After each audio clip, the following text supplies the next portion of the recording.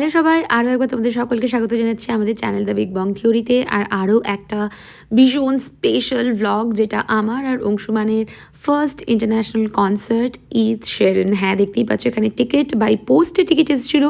মানে ইন্টারন্যাশনাল কনসার্টগুলোতে মনে হয় এরকমই হয়ে থাকে, যদিও এটা আমার ফার্স্ট এক্সপিরিয়েন্স। তো আমরা কনসার্টের দিন এখানে ক্যাবে করে যাব এখন ভেন্যুতে গিয়ে কিন্তু আমরা দেখলাম যে টিকিট কাউন্টারও রয়েছে।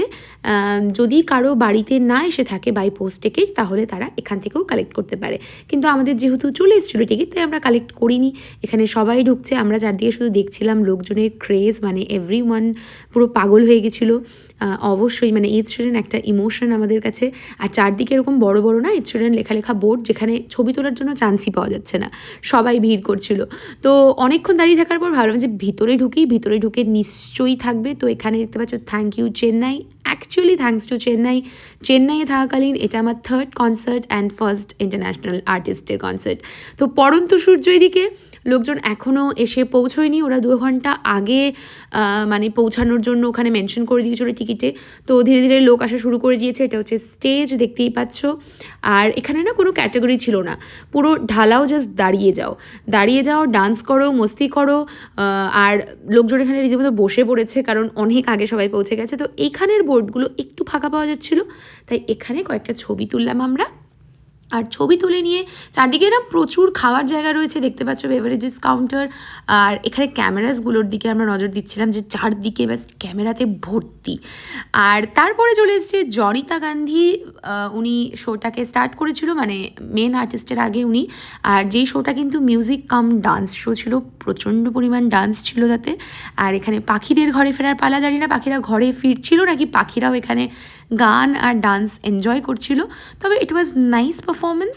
40 মিনিটস মতো জনিতা গান্ধী পারফর্ম করে। তো আমরাও মোটামুটি ভালোই এনজয় করেছি। এখানে দেখতে পাচ্ছ পুরো ক্রাউড যারা ছিল তারা ফ্ল্যাশ লাইট জ্বালিয়ে একটু এনজয়ও করছিল, ওয়েভ করছিল। আর তারপরে একটা তোমাদেরকে দারুণ স্টেপ দেখাবো। সেই স্টেপটা দেখে তোমরা কমেন্ট সেকশনে জানাবে যে কোন গানের স্টেপ এটা হতে পারে। জাস্ট স্টেপটা দেখো ভালো করে। তো খুব ভালো ছিল, মানে শুধুমাত্র কানে শোনা না, তোমরা ভিজুয়ালিও এনজয় করতে পারবে। তো স্টেপটা দেখে বলো এটা কোন গানের স্টেপ হতে পারে কমেন্টসে। তো যারা লিখবে তাদেরকে আমি ডেফিনেটলি রিপ্লাই করবো। আর তারপরে দেখতে পাবে ক্যামেরাগুলো প্রত্যেকের ঘুরে গেছে, কারণ this is the artist Ed শেরেন।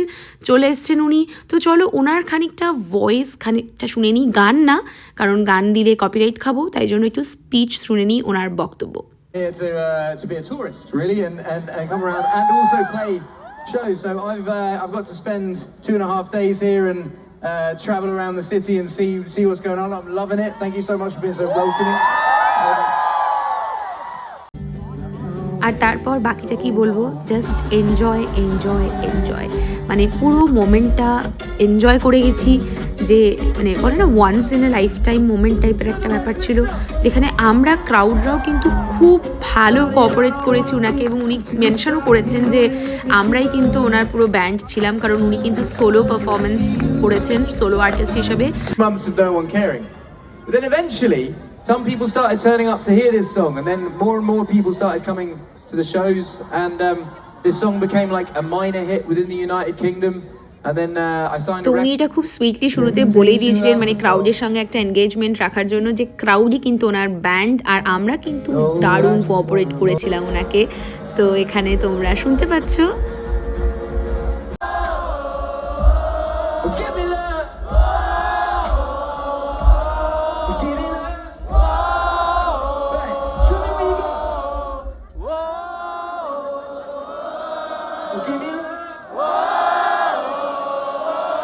Give me love.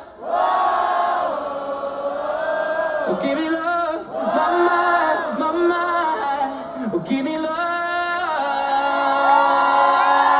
What a show it was, মানে ফুল পয়সা ওয়াসুল যাকে বলে। কিছু ক্লিপস এখানে রেখেছি, জানি না কপিরাইট খাবে নাকি। যদি কপিরাইট খায় হয়তো উড়িয়ে দেবো, হয়তো তখন আর এই ভয়েস ওভারটা থাকবে না। আশা করি যাতে না খায় কপিরাইট। তো ইট ওয়াজ নাইস ইভিনিং। আর ফাইনালি এই গানটা তো না রাখলেই না, মানে যার জন্য হয়তো everyone was waiting for this song, that is the perfect.